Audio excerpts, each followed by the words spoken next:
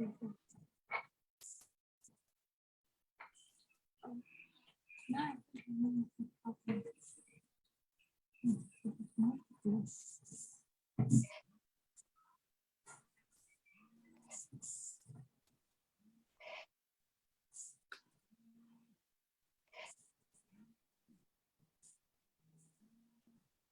are live, colleagues. Okay. Good day, everybody. Good day to all the viewers and everybody that is tuning in. For a second, I would like you to imagine an equal world, a world without any exclusion, a world that is diverse, a world that is equitable. Today, young women from Cape to Cairo will be deliberating on the future of work under the theme, Break the Bias. This is in celebration of the International Women's Day that was on the 8th. And as this is the International Women's Month, young women will actually talk about their process, their prejudices that they face in their daily lives. As women, we all know that, a world is more unequal when you're a woman. When they say that there are triple threats of unemployment, inequality, and poverty. And with women, you also have your sex as actually the one that will determine the type of challenges that you'll have in life. So for the next hour and a half, we are going to be having more speakers that will actually tell us their own journeys and will actually show us and elaborate how they overcame their own challenges in their own spaces.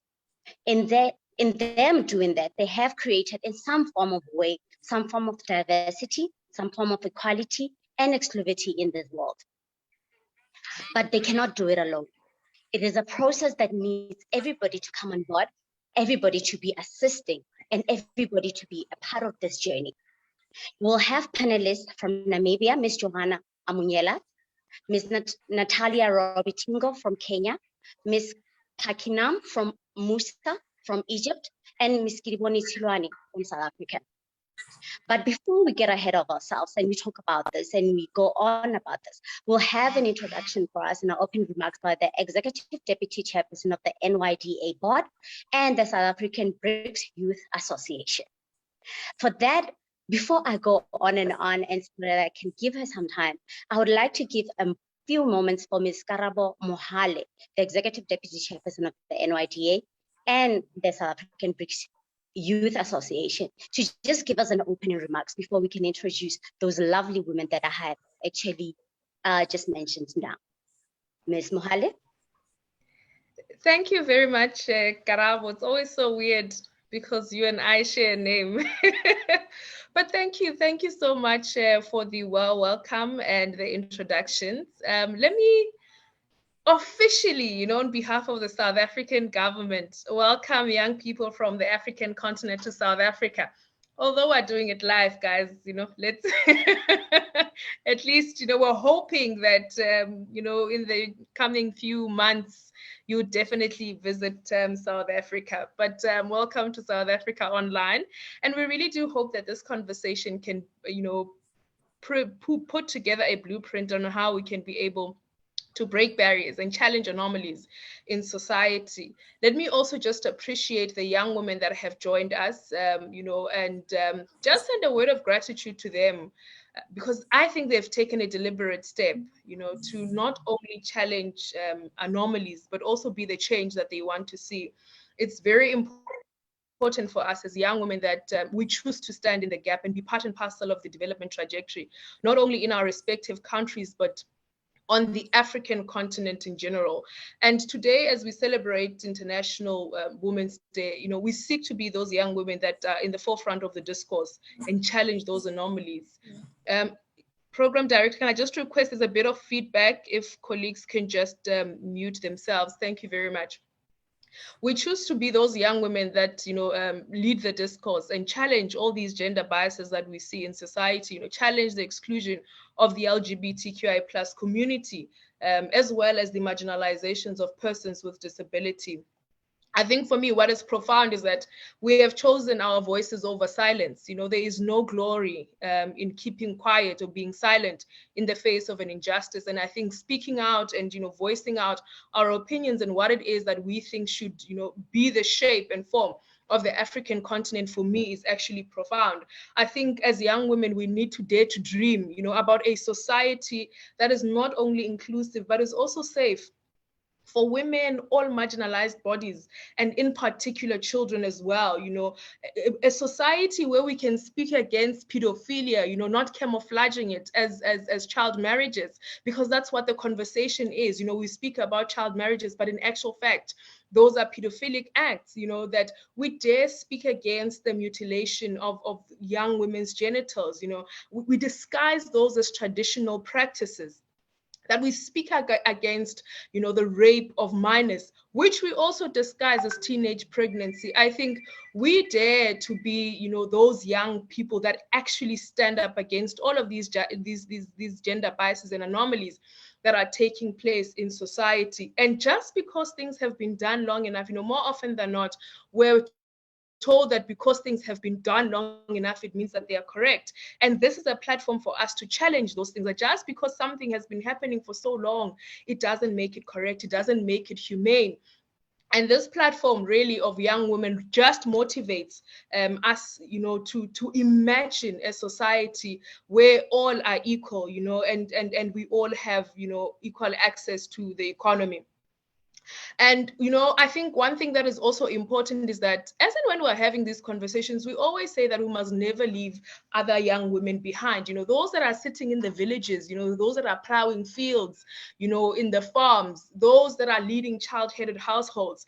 As we have this conversation on whatever level it is that we have it, we must never leave others behind. It is important that when we go up the ladder, we bring others along, we bring our communities on board as well, that we envision a future that is inclusive of all women, irrespective of their social and economic status, you know, in society. We literally say, what is it that we can be able to do to take this information, you know, and pay it forward and bring others along? May we be a breed, you know, of young women that are really not afraid to sharpen each other. And by sharpening each other, we mean that, you know, we impart knowledge, we impart wisdom, we impart information, you know, we open doors for each other. Gone are those days where you enter a room and you are the only woman. You know, those firsts, you know, should not be something that happens once in a blue moon. You must enter a boardroom, you know, with senior executives, with CEOs, with CFOs of multi, you know, national corporations, and all you see is women. It should be a normal occurrence in our lives. And I think we then must become that breed of young women that start changing the face of the economy, that start changing, you know, how people see even certain professions, how people see certain seats in society, that in a country, in a continent like ours, you know, it should not be a huge thing that you have women as presidents. Like I think as we currently speak, not even 10% of the countries in Africa are led by women. That anomaly should be challenged by young women who are sitting in this platform today. And I think for me, you know, what we also just need to then start to do is that how then do we build a layer of socially conscious young women, you know, young women who are selfless, young women who will take charge and be at the nerve center of policy development, you know, policy development that will bring about, you know, an end to some of these gender biases, you know, that we see. Also, you know, imagining a society where, you know, women are not seen as peripheral beings, but, you know, they are seen as critical bodies, you know, that can be able to contribute to the development trajectory, that can be able to contribute meaningfully to the growth of the economy. You know, policies that see women as worthy of humanity, you know, that we live in a world where, you know, there is equal pay for work of equal value. You know, we live in a world where motherhood is not positioned as a burden to women. Yeah, more often than not, women must choose whether they want to have careers or they want to be mothers. We need to envision, you know, a society and a world where policies speak around how such things, you know, do not, you know, are not positioned as burdens. You don't see women, when you're leading a company, as a person who's going to want to go on maternity leave and be gone for 6 months, and you need to find someone in between to cover whatever work it is that they would have been doing.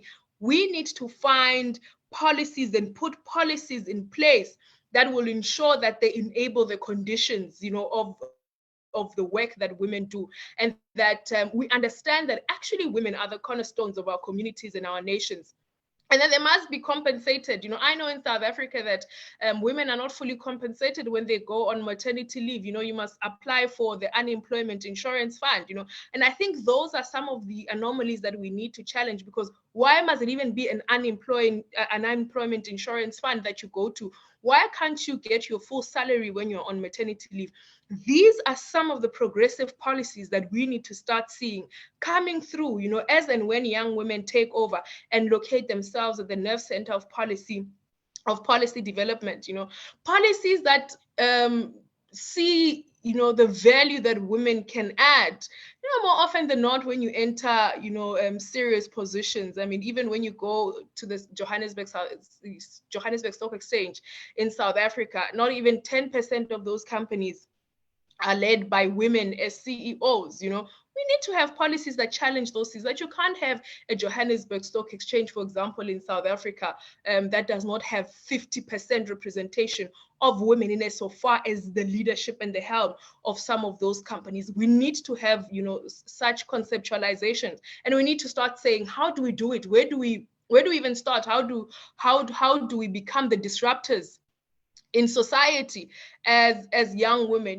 We need to wage a relentless battle against conditions that are not favorable for women. We need to start having those conditions reversed. Women must start imagining themselves as captains of industries. It should not be an anomaly that women are the captains of industries. We need to start saying women must start responding to what people call a VUCA world. A world that is volatile, a world that is uncertain, a world that is complex, a world that is ambiguous, where things can literally change in a split second. I think if we've not learned from COVID-19 that literally things can happen within a blink of an eye, I don't think that we'll ever learn. And I think we need to start building up agile young women that can be able to adapt to the change, but also not just adapt, but be in the driving seat of the change that we see in society.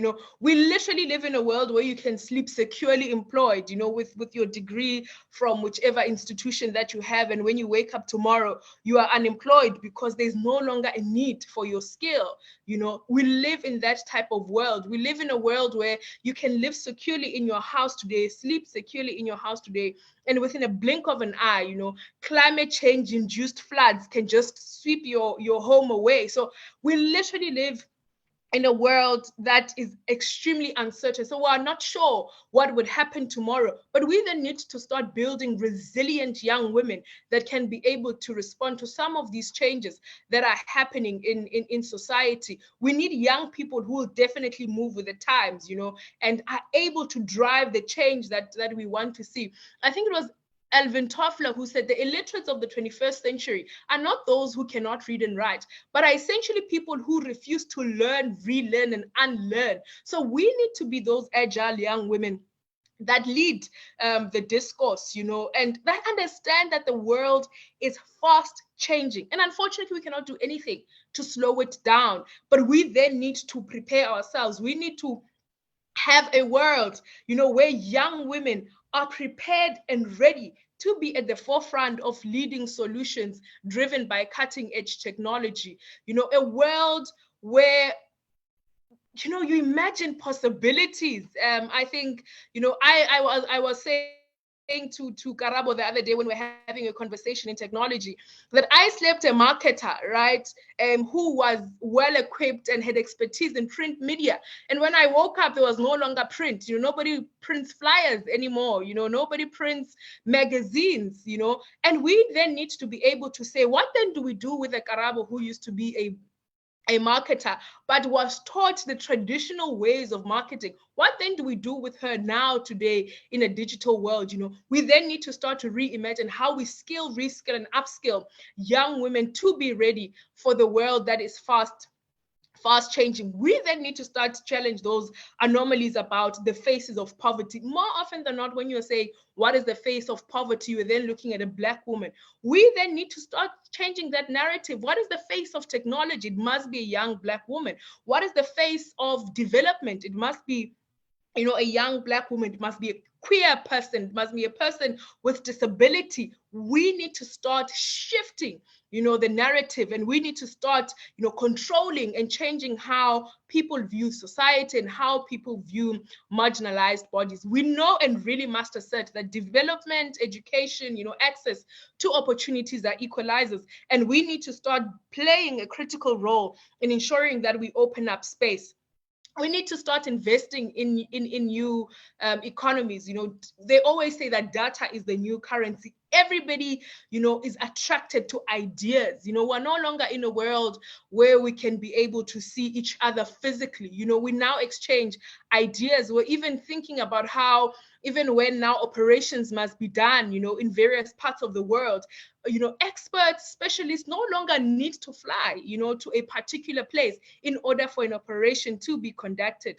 Because of the advancement of technology, we see how organs now, there's what they call 3D printing of organs, something that we'd have never even conceptualized. And I think we then need to start thinking outside of the box. We then need to start challenging ourselves. We need to start investing in human capital, to respond to the future of work. And I think the panel that is here today is going to be really answering that question around what is really this future of work that we're speaking about, a future where everything is digitalized, a future that is climate friendly, a future that is led by artificial intelligence, as one would have made an example with myself, that genuinely, things have changed from the last time I was in a marketing classroom to today.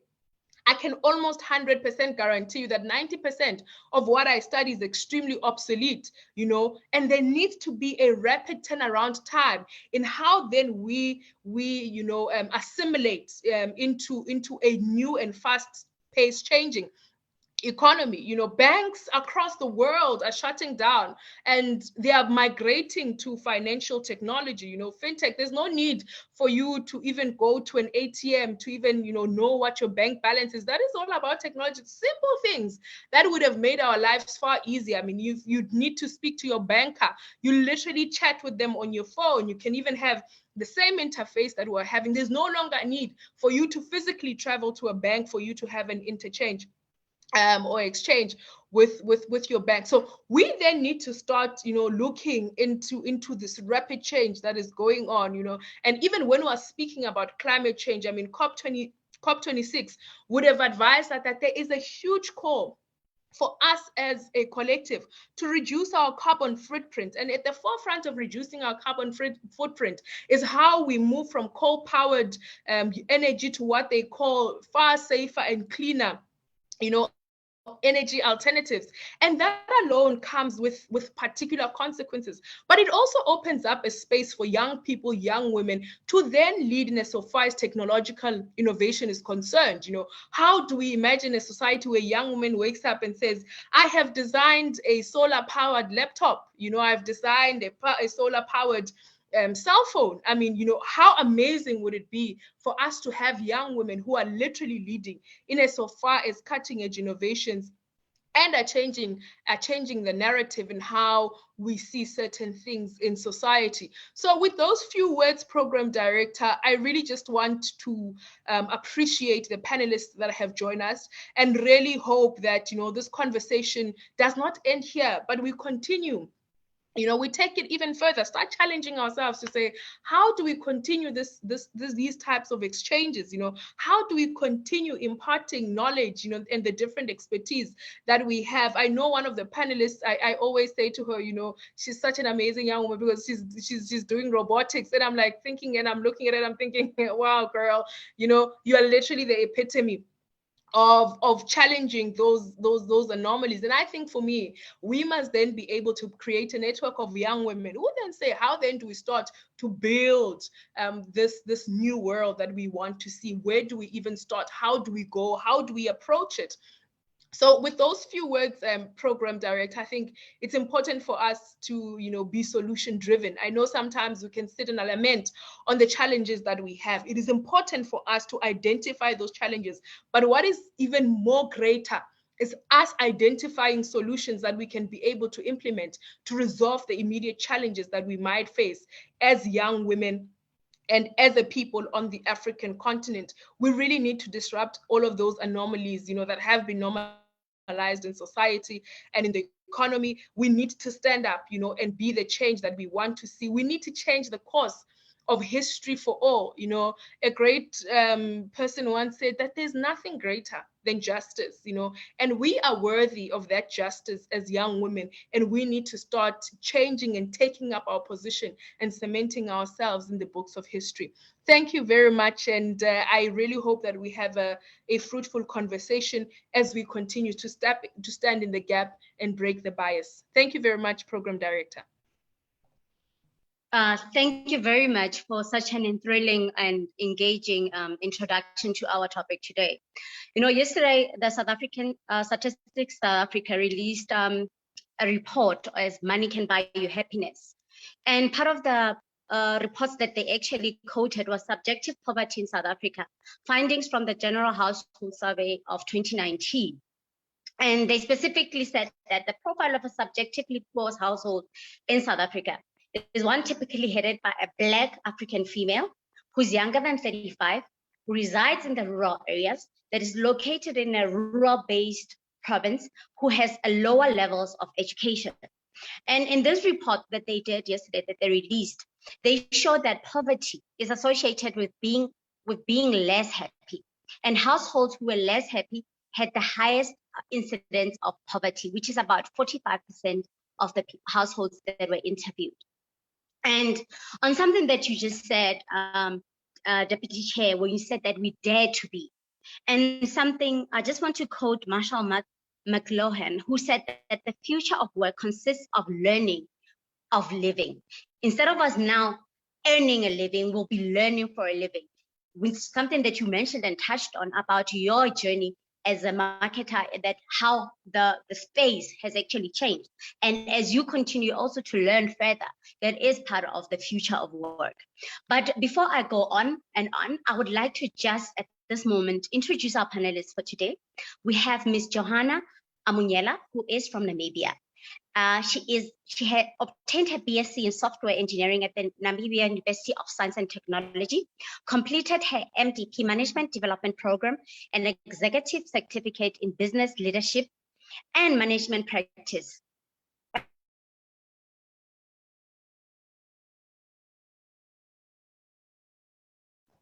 Marine, Namibia, a diamond mining company in Namibia.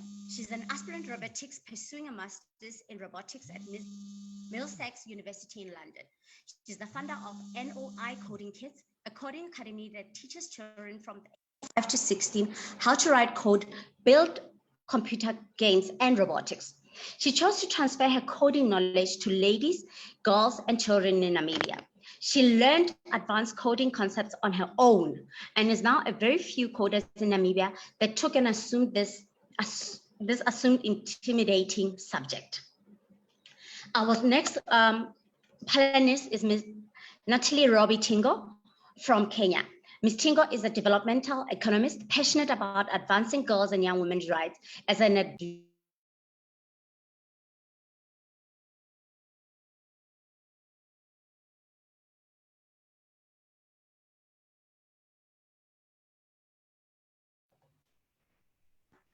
Empowerment Korea, a girls and young women-led nonprofit community-based organization in Korea, rural Kenya. For more than 5 years now, she has led numerous community-centered, girl-focused interventions, challenging gender and social norms that pursuant and sustained violence and discrimination of young women. She is greatly invested in building safety, healing, and justice with women and girls across Kenyan communities. She's currently a Sherman Scholar and is previously a member of the Young Power Panel for the Global Goals by the Global.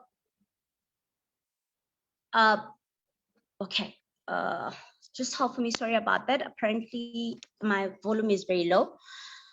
In 2021, she named the Commonwealth Youth COVID-19 Hero by the Commonwealth. In 2018, she was named the goalkeeper and received the Changemaker Award by Bill and Melinda Gates Foundation. And our next panelist is hailing from Egypt, is Ms. Musa, Takinam Musa. Obtained her BA Economics at John Carroll University. She's currently doing a Master's in Developmental Studies at the Institute of Developmental Studies, University of Sussex in the UK. Prior to her Master's, she worked at the UN Food Program in Italy for 6 months as a market and economics analyst. Fellow and in Syria for 2 years as a market analyst. She's passionate about social entrepreneurship, international development, and quality education. And our last panelist, Ms. Kidiboni Tsilwane, from South Africa. Ms. Silwane obtained her honors in internal auditing at the University of Pretoria and a certified internal auditor. She also holds a postgraduate diploma in business administration from Wits Business School and a board member of the National Home Builders Regulations Council. She is the CEO of Razilo Trading, a South African first black brick manufacturing company co-owned with her sister. Each black brick recycles 100 pieces of plastics. So not only are the sisters clearing up the environment, but they are also conserving a key resource, water, while providing a sustainable solutions to housing. Ms. Tilwane is passionate about female empowerment and creating jobs for the youth and is a fearless business leader. Socialist activist who trains women, especially waste pickers in different types of plastics, how to sort them in order to increase value for the plastic to generate more value. I hope that we have now met or have been introduced to our panelists, and we will start with Mrs. Johanna Amunyela from Namibia to take us through on how do we break the bias.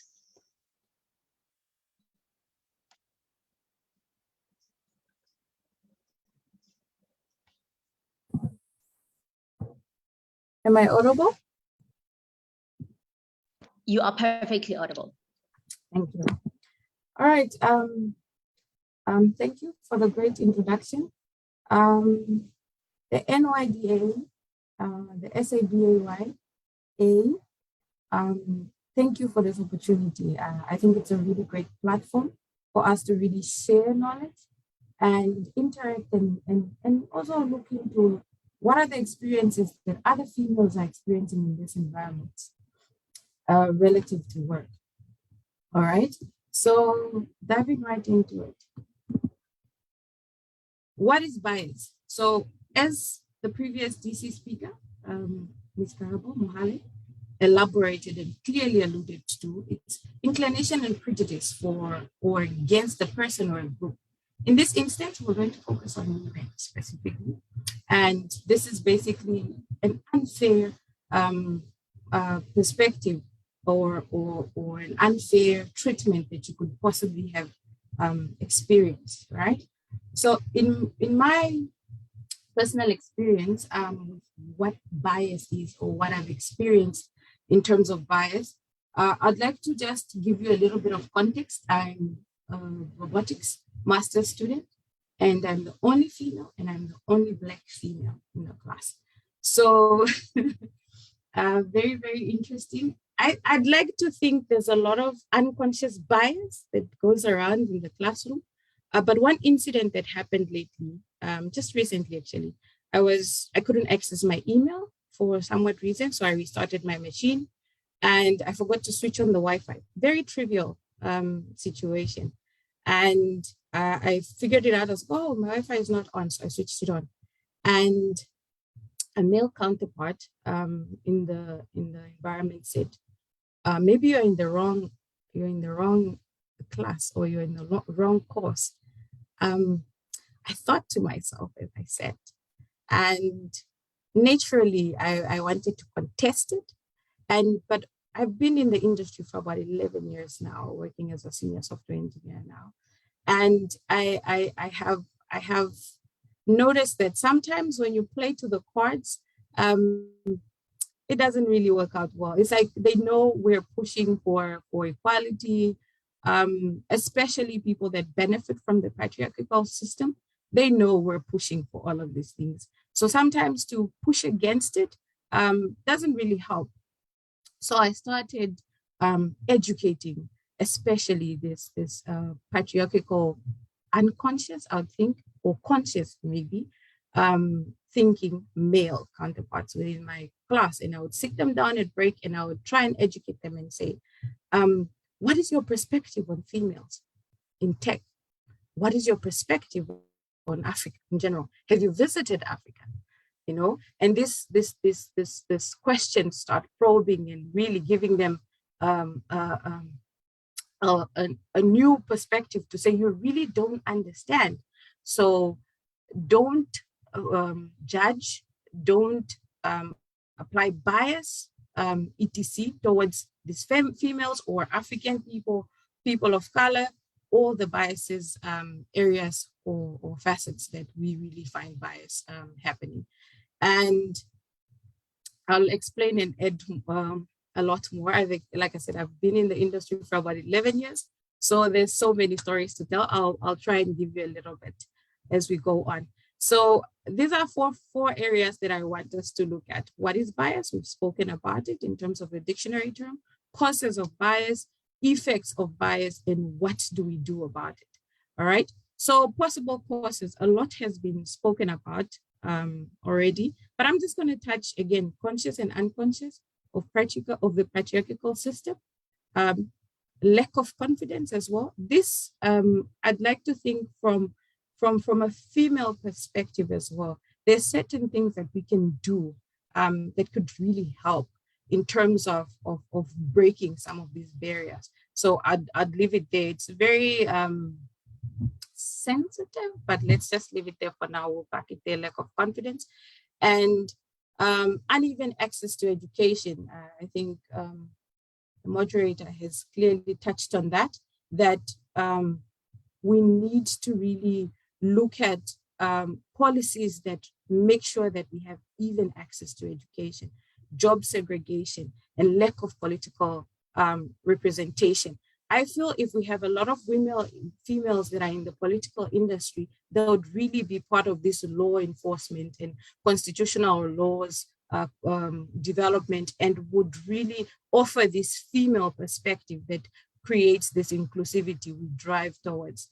And what are the causes? What are the effects, or what are the results that come of bias? These are a few that I just labeled. To start off with labels, you get labeled so many things. Some words that are not just, or they're not comfortable to be spoken here. But for me, in a personal perspective, I've really received the below bossy, just because I stand my ground and I'm refusing to allow you to do certain things or allow you to get away with a certain comment. Like I said previously, I'd really retaliate. And I've been called bossy, I've been called controversial, I've been called too ambitious. You're too ambitious. Why don't you just settle down? Why don't you just get married? I think the DC has also spoken about some of these issues, and you're ungovernable. You cannot be submissive, etc. So a lot has come out of that. So what do we do about this? So we know the bias exists. So what do we do about it? I'd like to offer that we look at the benefits of diversity. So I'll share another different story in the same class setting, doing my master's in robotics. There was a little space. It's like you could push the screw in you could push, it's like a connector. It's like an electrical connector. You could push with a screw, but there wasn't any screws available at the time. And it was like a trivial process of just pushing the wire in so the circuit board could work. And I used my nail, because that's one thing I do as a female. I know the traditional view of a woman in tech is goggles and messy hair and sweater clothes or sweatpants and loose shirts. But I want to challenge that and say you can still look pretty and be in tech. You could still be wearing your nails. There are safety measures. You can't have the longest of nails. So a good size, looking good nail, it's fine. So I pushed the connector right in with my nail, and they all looked at me and said, that's resourceful. And I said, yes, let's embrace the diversity, So sometimes you need a woman to just help with the nail. And they're like, yeah, so the paradigm starts to shift in a more comfortable setting.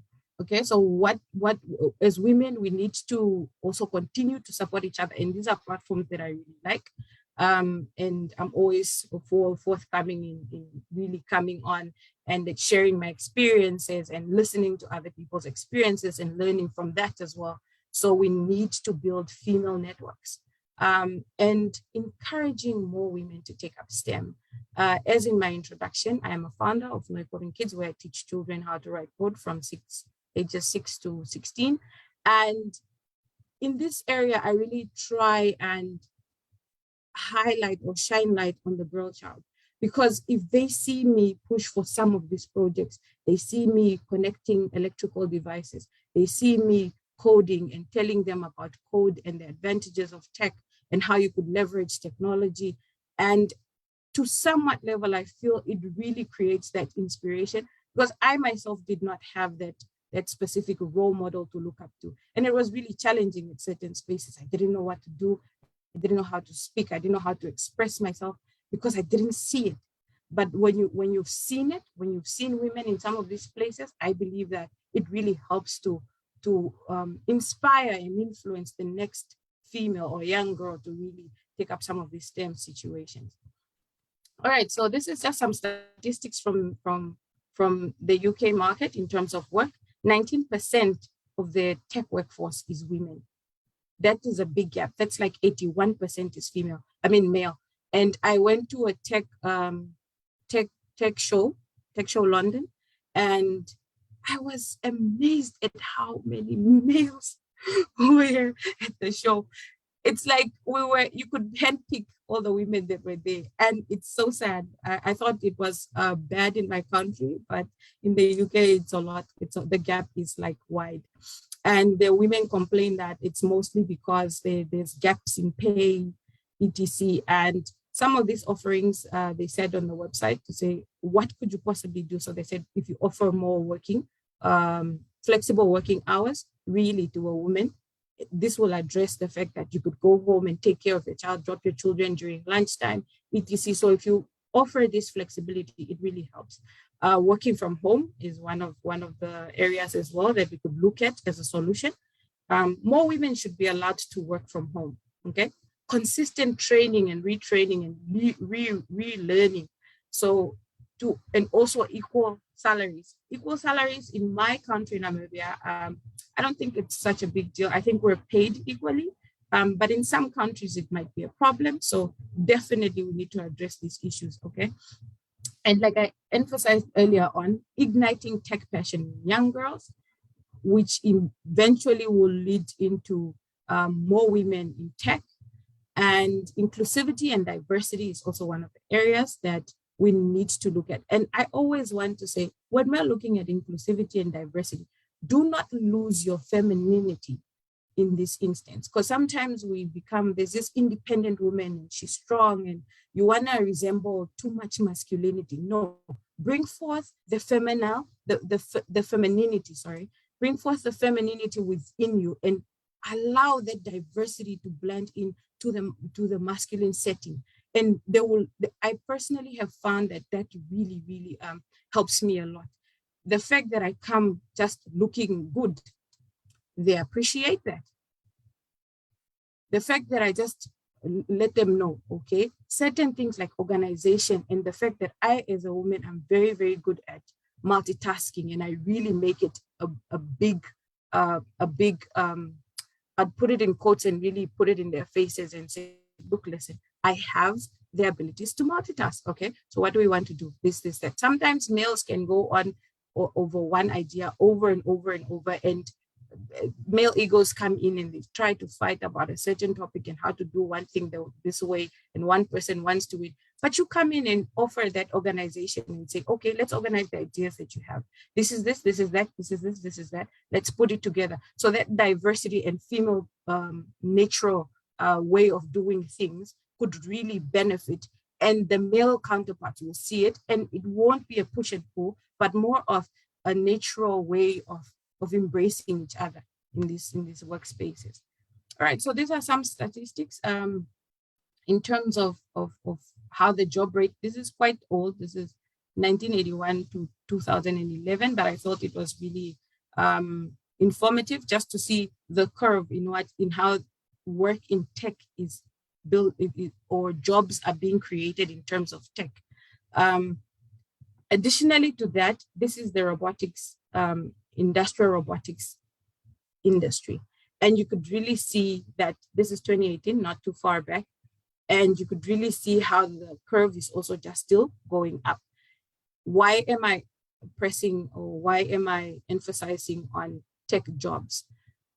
Again, like the DC has earlier alluded to, she started off in marketing, and now it's like no one is interested in printing. If anything, they're gonna make sure that they have the catalog online. Okay, there's fintech, there's all this machine learning, AI, deep learning, neural network, all of these big words that are being spoken about. But one big word that I feel like is not being shined a light on, and if we as women can really salvage and look at the opportunities that this new word really brings in, and I'd propose this word to you, and it's automation. Everything else that you see, AI, machine learning, etc., what we're driving towards is automation. It's unfortunate automation comes and disrupt, just like any technological solution. Automation disrupts the chain, or it disrupts and creates a new dynamic or a new way of doing things. So the normal processes of doing stuff is definitely going out. Hence, practical example, which you can all relate to, is fintech. You no longer have to go to the ATMs, as earlier explained. And now you definitely just tap or just do a transaction on your phone. You could actually just pay with your phone. So some of these things that have come to play, we need to take advantage of and leverage them. So we have automation, and there's now before I just finish up, I just want to quickly touch on what automation is. We've seen Elon Musk and the automated cars. Well, now that the automated cars there's a little bit of ethic issues. If the car bumps someone, who's to blame? But if we look at an employer, they really like automation. What their feedback is to say, when I automate a process, the process, that robot or process does not need to drink coffee. It works 24 hours. It doesn't have issues. We could go on. But to cut it short is that there's so many things that are being automated because employers feel that it's more convenient, it's more cost effective, etc. Now, how do we leverage this? And also the drive for environmental sustainability comes to talk about automation. How do we use tech to make sure that we don't do damage to the environment as much as we previously did? And how do we leverage the modern economy? Okay, so again, relearning and learning, be open to learning new skills. I am solely from a software industry where I just build apps, mobile apps, websites, etc. You can mention all the apps out there. But I took it upon myself within the tech industry. Like software engineering is fine. Like I could continue building apps. But in terms of understanding hardware and building a chip that could help me move a robotic arm, I didn't understand that. So I took it upon myself to study my master's in robotics and to really dive into full automation. So coming off with a software perspective and coming to a hardware perspective. So feel free to learn and relearn. I could have sat and be comfortable. Like, no, I don't think I'll be displaced in the next 20 years. But like Karabo earlier alluded to, it's not set in stone. No one is safe. Anyone can be replaced. So please have that mindset of learning and relearning, learning new skills. And I'd also like to ask lawmakers to really look at how do we hold institutions accountable to teaching the workforce or creating platforms where the workforce really learn new skills, not just go on a course, but learn a new skill that is viable or that will benefit the nation and you as an individual in the long term. Right. So with that said, that is my experience. Any questions? And before we move on to questions, I just want you to take note that if you look at my slides, this template has male figures. So this was the closest I could get in terms of templates. And I deemed it fit to say it's right in my face that I have to work, especially with a male counterpart as a female, and deal with this bias. A template just I picked off, a tool that I use, showed me that the ideal is a male and not necessarily a female. So certain things like this, we need to really step into these spaces and make the necessary changes and make sure that the female view is also valued.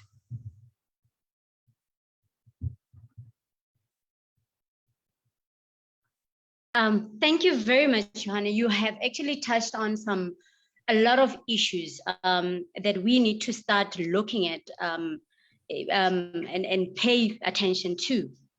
And we will have a Q&A at the end of the session.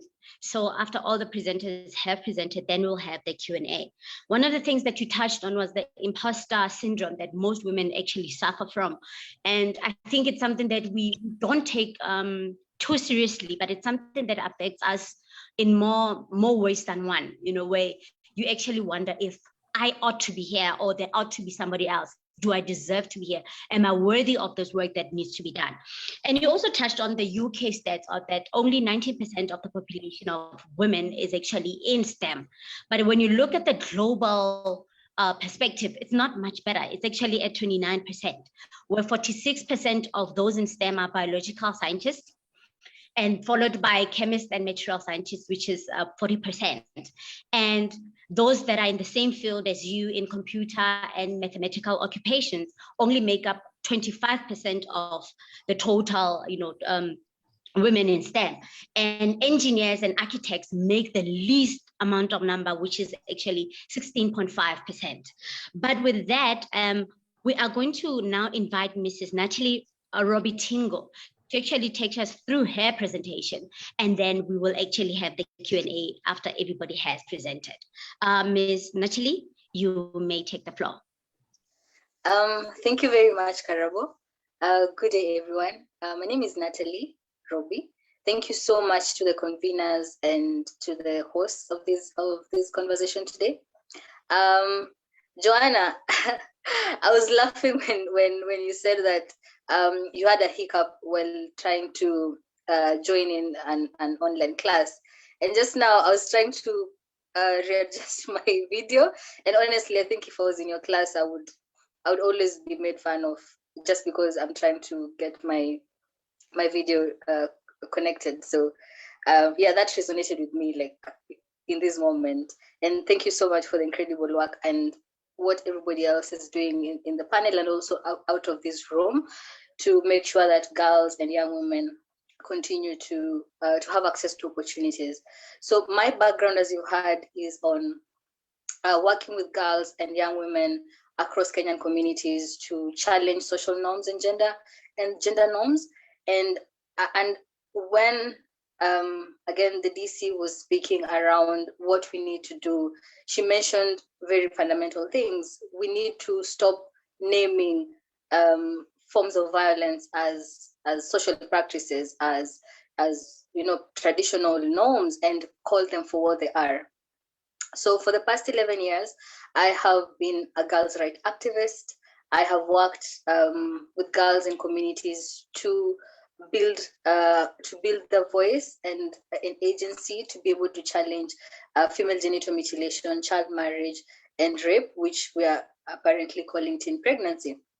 And for me, it was both a personal experience and wanting to see things different within my community. And I always say that one of the things that gave me the power and the voice is education. I believe that having an opportunity to have, the form of education that I was able to have gave me the voice to be able to then challenge, violence within my community. As a young girl growing up in my community, so my community in Kenya is called the Kuria community, and largely up to 80% of girls within my community are subjected to female genital mutilation. And this involves cutting their genitalia, and that is assumed that once that is done to you, you are considered a woman and you're ready for marriage. So as a young girl, that is the path that was set for me. And I remember being told by female representatives in my life, so my aunties, my grandmother, that's what would happen to me. But by the time I was getting to almost the age that I was supposed to be cut, my mom, who to date I'm very grateful for, did not accept it, and she took me out of the community. So by her making sure that I left the community was one of the reasons why I escaped the cut. But it meant that people who I grew up with, most of the girls who I grew up with were not as lucky. Unfortunately, I went into a community that cuts girls as well. So I went and studied in a cutting community, and because nobody knew about where I came from, I created a narrative of having been cut. Later on, I progressed to high school and I went into a non-cutting community, and I was amazed as to how girls were being supported. And since I had never seen that, it was a foreign concept for me.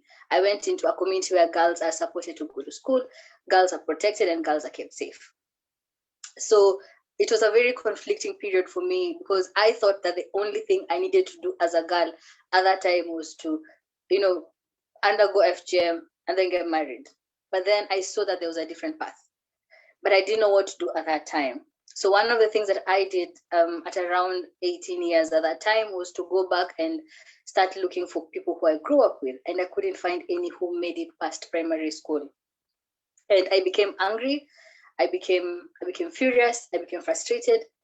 And the one thing I remember telling myself is that this needs to change, because there's nothing right about this. And that's how I think I began to look at things differently. And I knew that the people who had a voice within the community were girls, because it took me almost 8 years to start challenging violence against girls in my community. But I believe that going forward, even now in the present, it doesn't have to take girls that long. Girls don't have to wait until they're 18 or 19 to be able to start saying FGM is wrong, child marriage is wrong, and we don't want to get cut. And that's what we began to do within my organization. So I work with Msichana Empowerment Kuria. It's a girl-led and young women-led organization in the Kuria community. And what we do is that we provide safe spaces for girls to be able to begin challenging what is assumed to be a social norm. So girls come in, and one of the things is that they begin to learn how to use their voice, how to use resources within their communities to begin to challenge what is assumed, again, like I said, as social norms. And that is the beginning point. Just as Joanne has said, is that when these opportunities for girls come in and for young women come in, for them to have access to education, there are barriers that will continue to bring them to stop them from having access to these opportunities. And the starting point where I see we can begin and we can continue to take up from is to break those barriers. And like I said, one of the barriers is child marriage, for example, that is prominent across various communities in the world, not just in Africa, but across the world. It's a global problem that is affecting millions of girls now. So if we are not able to break those barriers as early as when girls as early as 10 or 9, when girls are affected, we will not have young women to get into, to robotics. We will not have young women to get into leadership. And it doesn't have to take that long, like it took for me or other young girls to start challenging, all these forms of violence.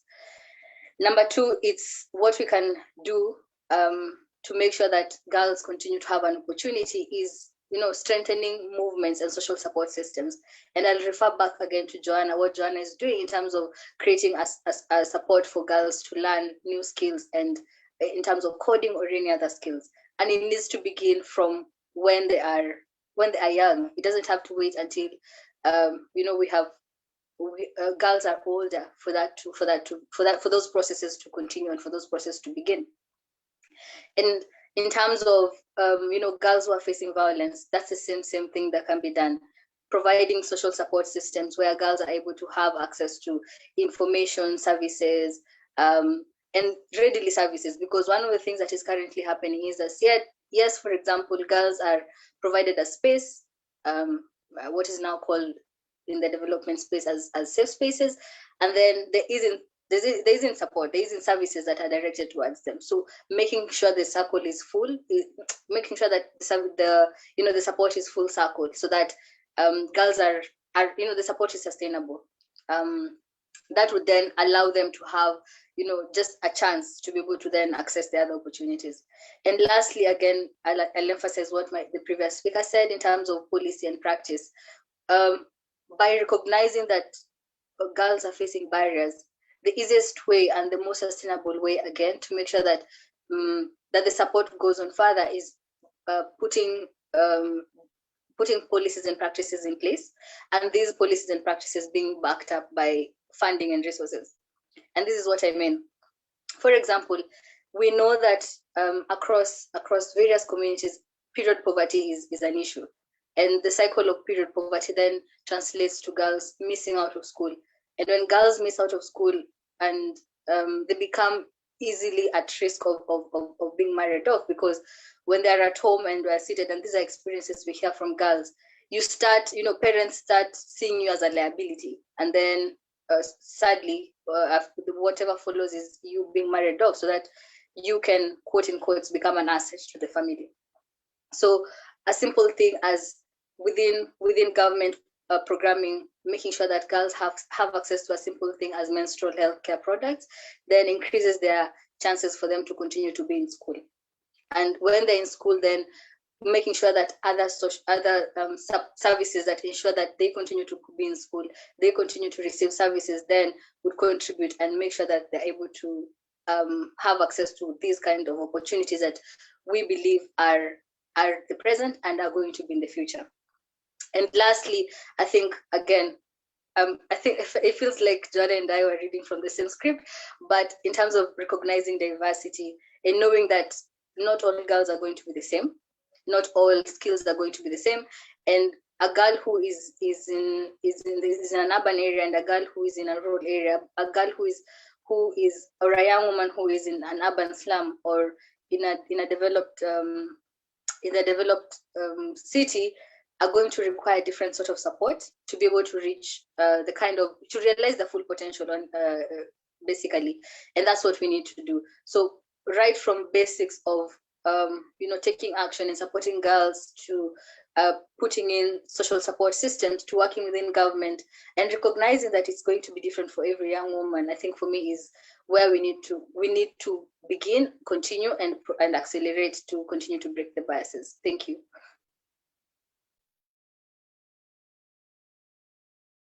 Natalie, you touched on a lot of issues.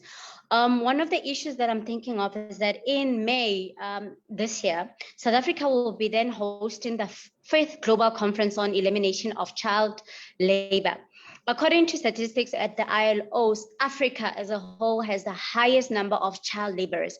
And as you were just talking about period poverty, when a child starts becoming a liability to the family, they're either married off or they're sent to become a child laborer. And that is something that is not supposed to happen, but it happens more often than we'd like to admit as society.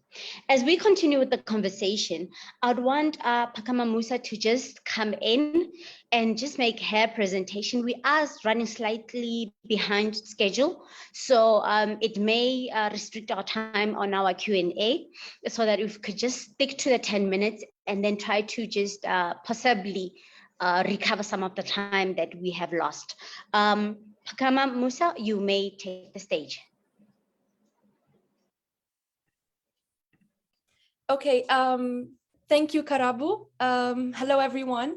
It's really a pleasure and personally inspiring for me to be with all of you here today and be part of this discussion, and also learn from each of the speakers' experiences. Like what Natalie and Joanna shared is already very inspiring for me. For me, I'll touch base on 4 main questions and topics. The first is how I believe the future of work should look like for young women. And the second would be about barriers in my sector, specifically economics and the humanitarian field, and how to possibly overcome them. The third is about generation inequality and what needs to be done for a more equal future for young women. And the last is about needed interventions to make sure that young women are not left behind when it comes to participating in the economy.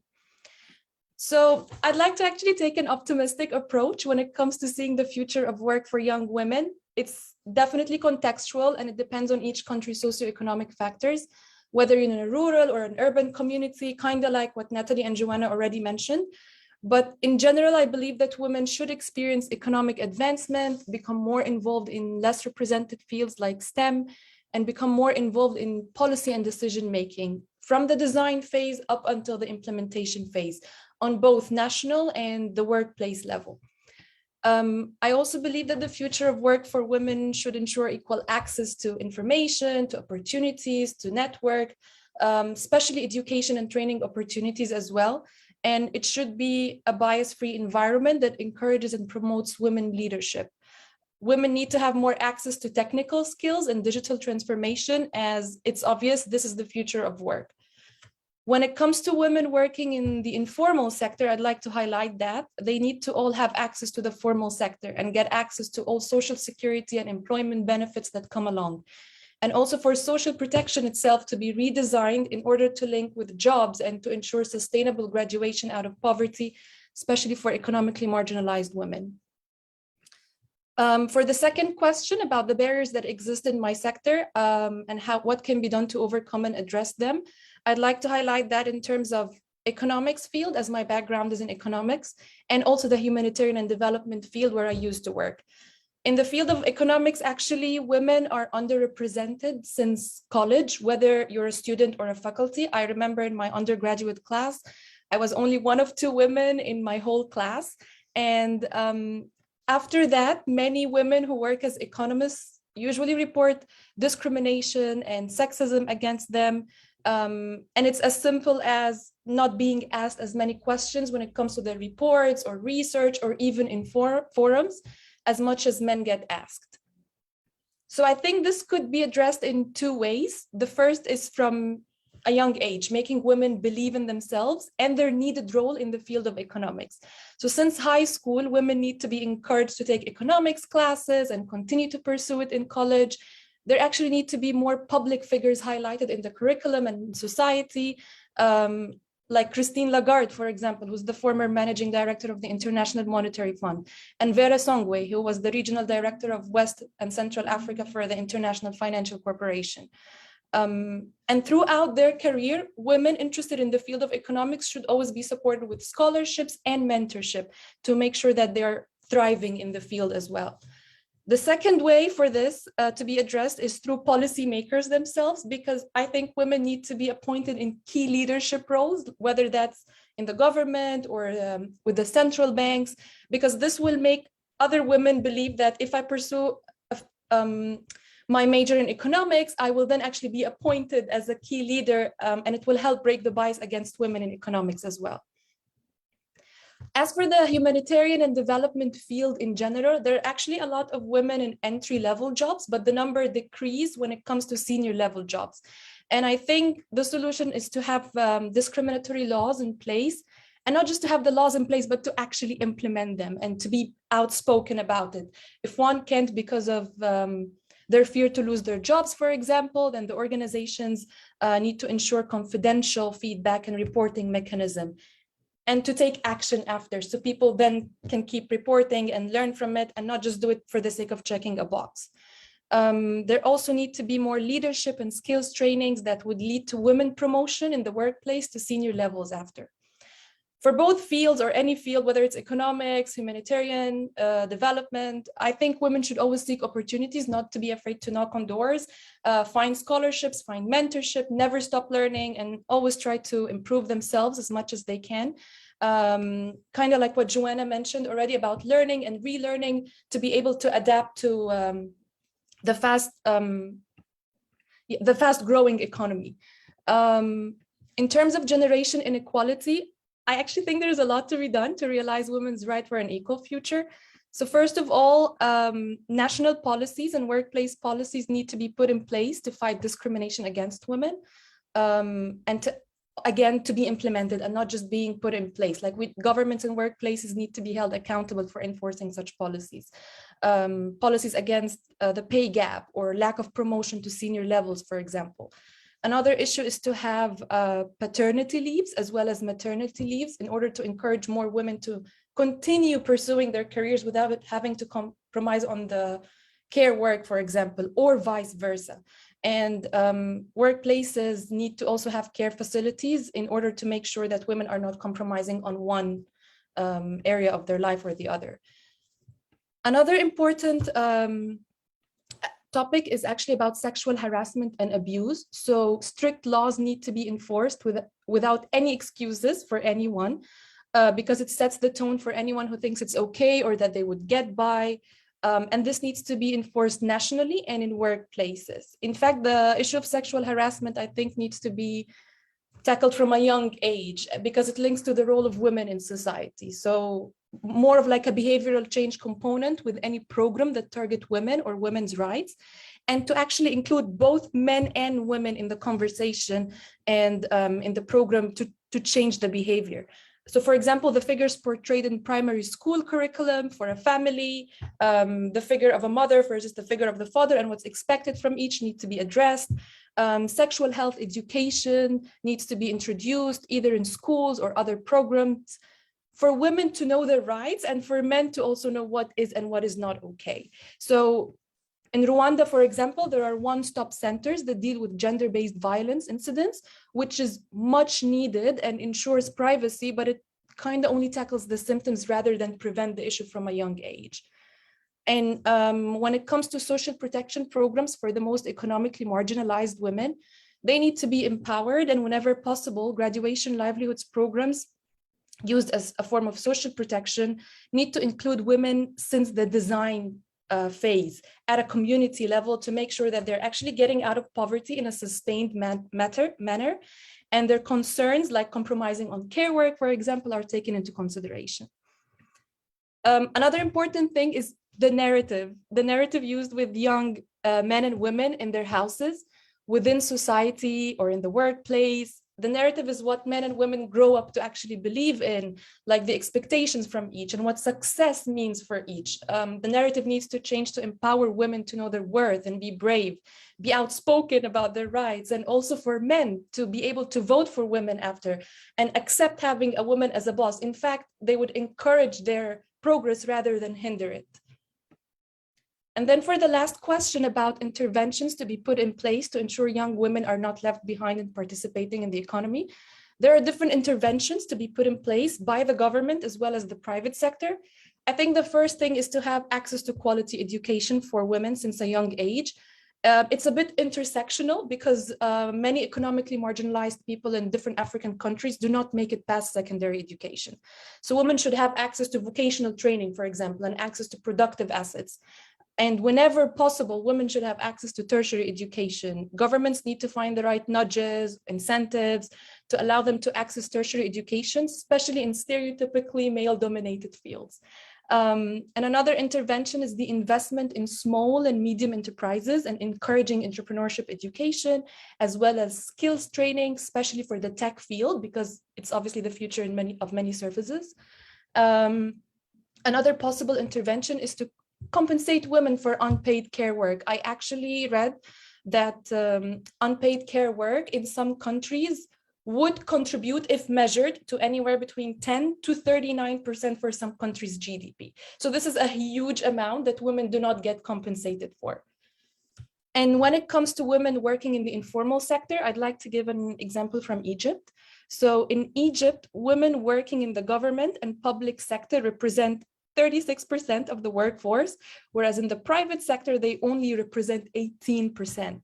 And some estimates from 2015 showed that 50% of women working in Egypt are actually in the informal sector. Especially after COVID, many women working in that sector got hit the hardest. So governments and the private sector need to ensure financial inclusion through savings, financial education, digital payments. There's actually a recent initiative by the Central Bank of Egypt and UN Women. It targets women in rural Egypt and for financial inclusion through different e-payments, supporting their small enterprises, and supporting them with financial literacy trainings as well. And definitely, lastly, to include women in decision-making and seek bottom-up in addition to top-down approaches. Thanks a lot.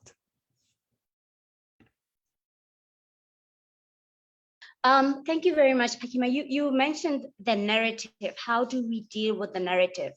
And one of the places which I find very, how do I say it? I would say it's very ironic that in the 75 years or 76 years this year of the United Nations, they've had 9 secretary generals and none of them have been women.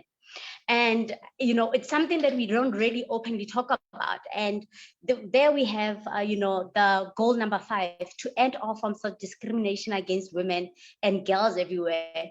But we have an institution that has never had a female leader. And as you said, we do need the Lagardes of this world to actually show us that it can be done. It's also something that all the speakers today are talking about, having that symbolic role model to say to you that it can be done. This does not mean it. And all 3 speakers so far, you know, what you have said, that whether it was Natalie, whether it was Natalie, whether it was you, whether it was Johanna, all you're talking about is actually making sure that policies are put in place to actually make sure that the women in the workplace or anywhere in society do get a chance. So how do we ensure that we have more young women or women in general that are participating in politics, that they become the decision makers? Because for as long as we do not have women in those spaces, we'll still have the narrative continuing to be that, you know, decisions are made by men, women are emotional, men are more rational than women. These will still be perpetuated. You know, that, as Johanna was saying, that you can't work with your nails, you can't have your lipstick on, or, you know, be beautiful and be graceful. You have to be butch to actually fit a certain narrative, that you have to be more masculine for you to actually be, you know, to be a decision maker, to be there and to make that change. So with that, we are going to have now our last speaker, which is Kedibone Tsilwane. And then after that, we'll have our Q&A. Kedibone, you may ascend and share your perspective on how can. Good afternoon, and thank you very much for this opportunity. I think at the risk of repeating a lot of the things that were said by the speakers, I might be the shortest speaker in terms of time. Please, can you confirm if you can see my screen? Yes, you can see your screen. Awesome. All right, so I'm from a company called Ramtsilo. We are the manufacturers of EcoBricks, one of our headline products being a brick that is made partly from recycled plastic. So we're offering a solution, a long-term solution, you know, offering a sustainable solution to a long-term problem and also a global problem.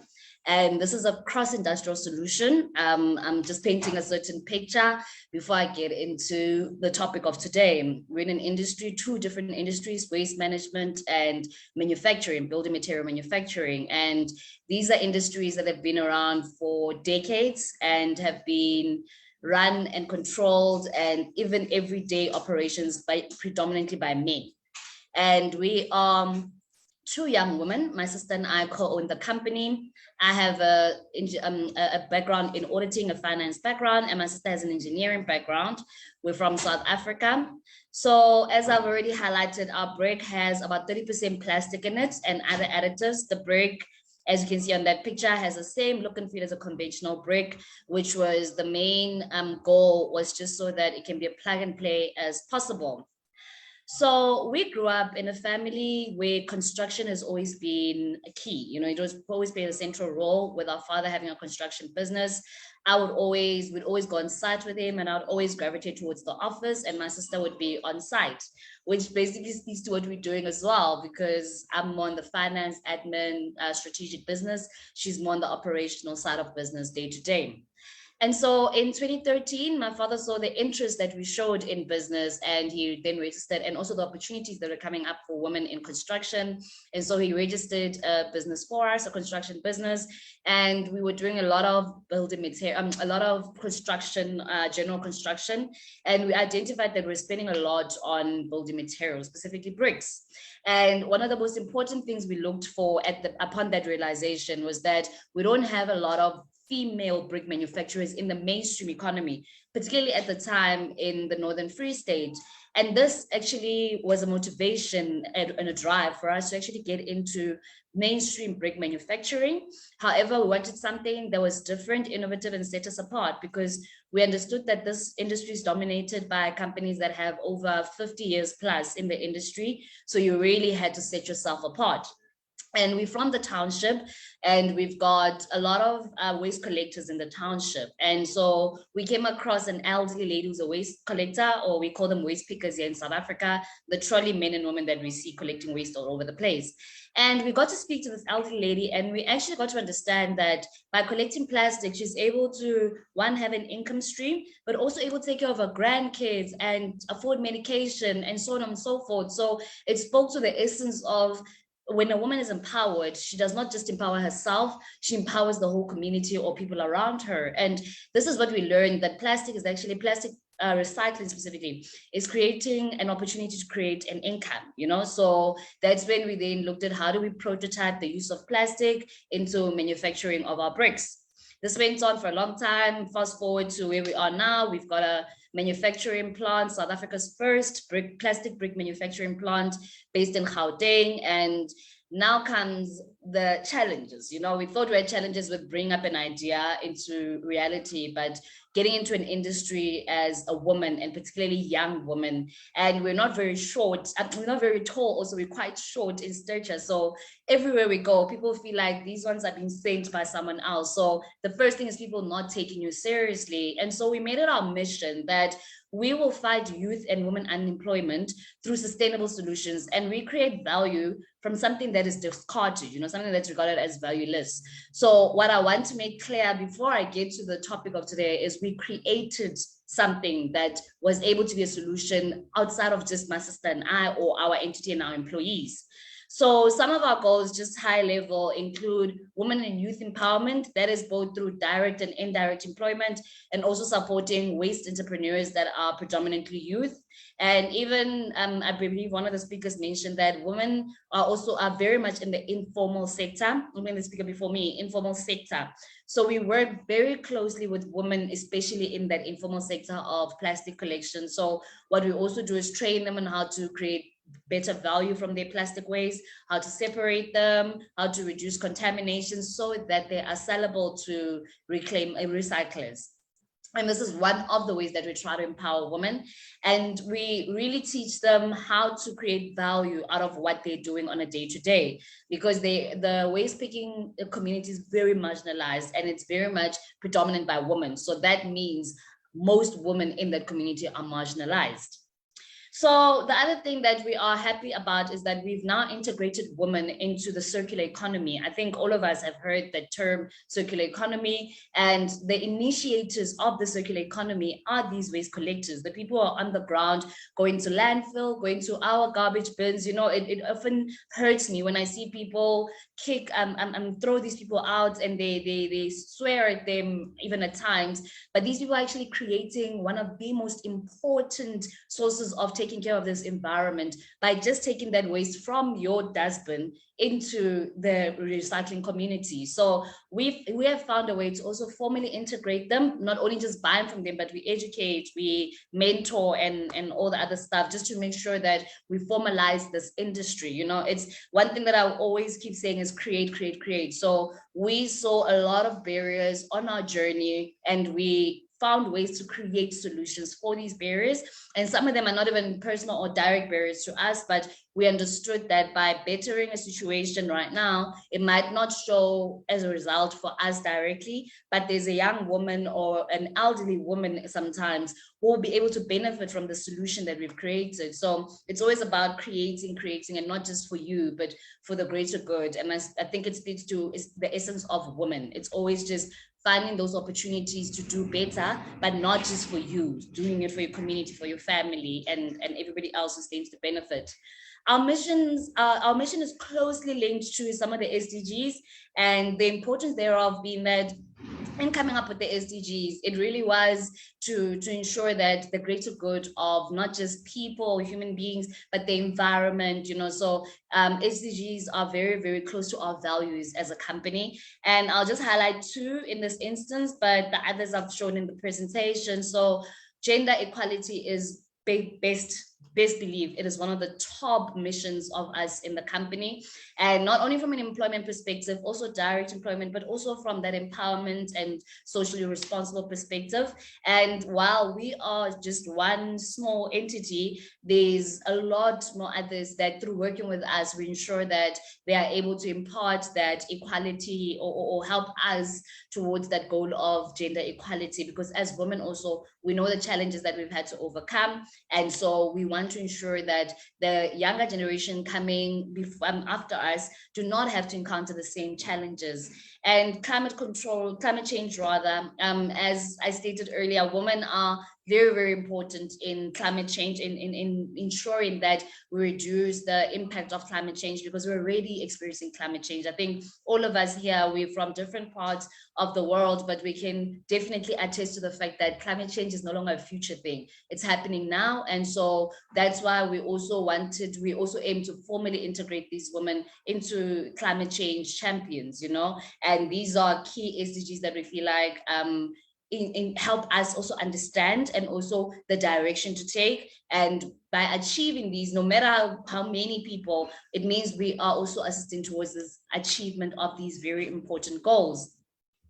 So one of the key things that we're always being asked, and also asking our fellow young women and even our peers, is what do you bring to the table? And I think all of us women here know the expression, I am the table. And I think for me, why I included this in the presentation is just to say that the world is not a friendly place. I think we need to understand that you will not be done favors because you're a woman. You will not be employed into positions because you're a woman, outside of legislation and whatever else. But we know even with those equality employments or equity employments, the women are very much, yes, it's a woman empowerment initiative, but the women are also very much competent.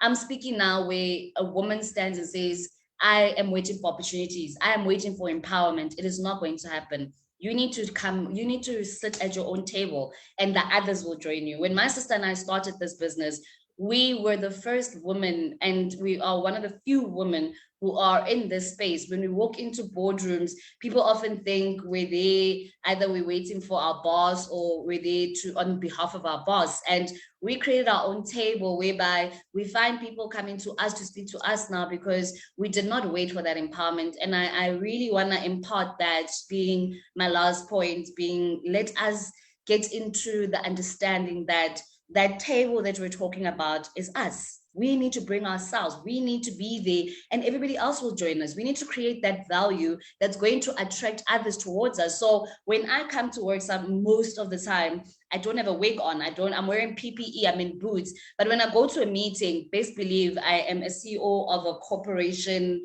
that has millions of people employed across the world, because I know what I bring to the table and I am the table. Therefore, I come there presenting myself as the table, and everybody will be drawn to the table because they want a seat at the table. So let us as women, young and old, let's find, even if it's pockets in our lives where we can create true value and be able to draw that empowerment. Let that empowerment be a us thing, and then we'll replicate it, because this world is really not friendly. People are going through the most. It's really difficult. So for somebody to be considerate, it takes a lot.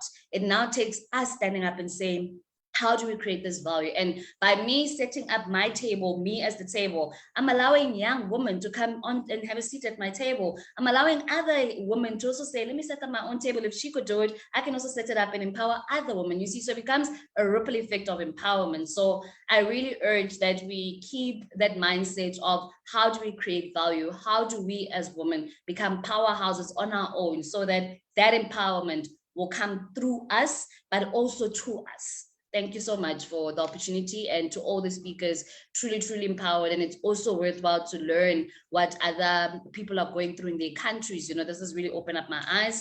I'm truly excited for the interactions, the question and answer session.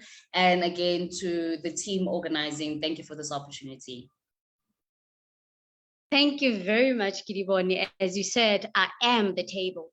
In South Africa, in 2019, the plastic that we produced that would have a lifetime cost, it was in 2019. So this has increased now to 885.34 billion rands. So the cost of plastic and the solution that you are actually bringing, it actually helps South Africa. We have, you know, the plastic recycling fund, which we never touch. Actually, we never even take money out of it, which can be used even still to actually empower those waste pickers and everything. DBSA has also the green fund, where hardly anybody makes any applications to actually do this. And I believe that the NYDA with you and other panelists would actually start now creating a different way, because we have a big space that we can actually use, even with the plastics thingy, that it would not just you know, it would not just save, you know, the plastics. It's a bigger thing, especially because you're also working in waste. You know that we're running out of landfill spaces, and we could be actually be recycling and reducing the amount of waste that ends up in our you know, in our landfills, and actually be used productively, as you're saying, you know, building those houses, and they are sustainable. We know these houses can be sustainable. We've seen even with mud houses how they can be sustainable. We've seen the mosque in Mali, they can be sustainable. So just because it's not brick and cement does not mean that it's not sustainable. We do not have a lot of time, unfortunately. We only have 2 questions. One is from Miss Natalie. Please contextualize the word "save" for us. What are the programs put in place on what becomes of young women after they're removed from those communities? And for Ms. Kiriboni, given the construction is a male dominated area, even the green sector, how do you think we can create opportunities for young Black women to participate, and what opportunities are there? Thank you very much for the question.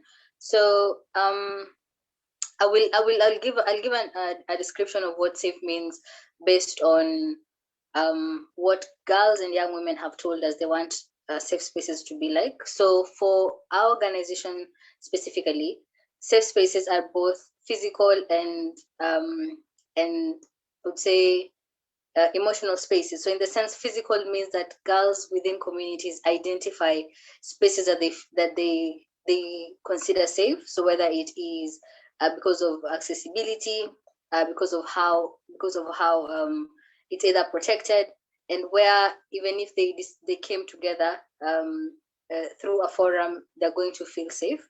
And then emotionally, in the sense that they're able to share experiences and learn, and also receive support. So traditionally, how safe spaces are created, there are buildings that are created and where girls who are in distress, or young women who are affected by violence come in and seek help.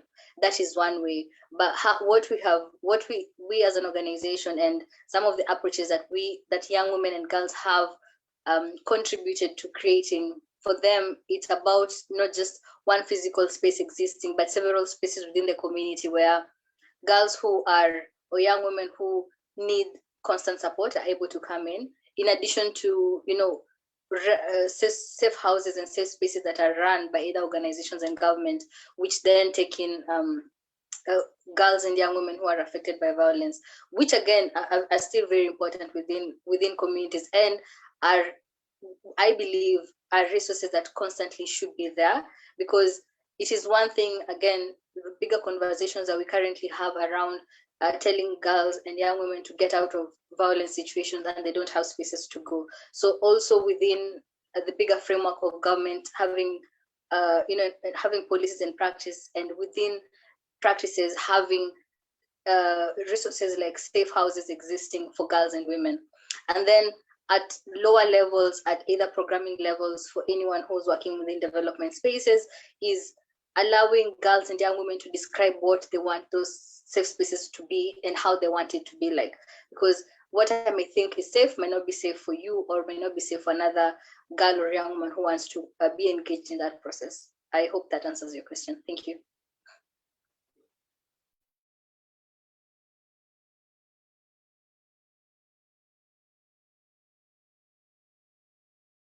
So, okay, I was waiting for the chairperson, but I believe in terms of definitely both industries, waste management and recycling, waste management and brick manufacturing are male dominated and white male dominated, to be honest. However, I think there are two things that the chair highlighted already that are opportunities just waiting for us to tap into.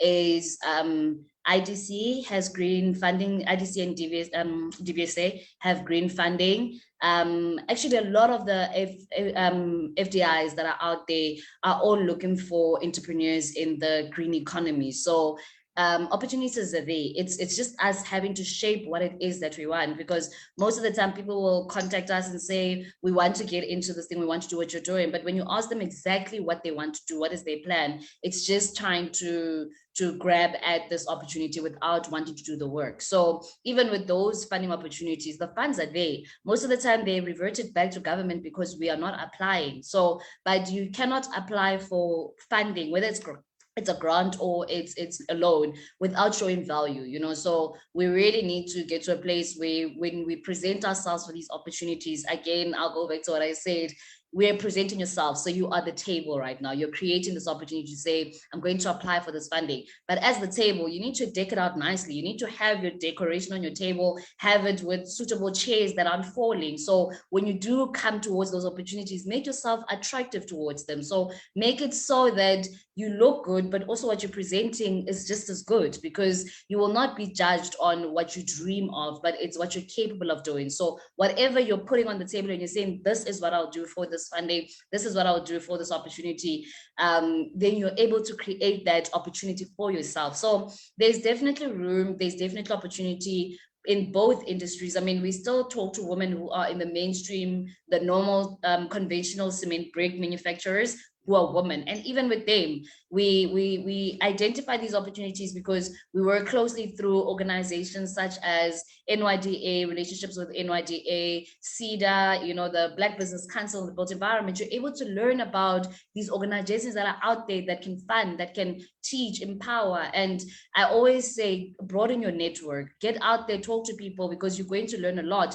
With just speaking to the chairperson now, I got so motivated to do with Joanna and other speakers. I also found myself taking notes to say, I need to get in touch with these ladies. So get yourself out there, put yourself in the way of those opportunities. They will not come. I think that's one of the things I stressed in my presentation, is those opportunities are not going to come to you. You need to create that environment for yourself. Thank you, Chair.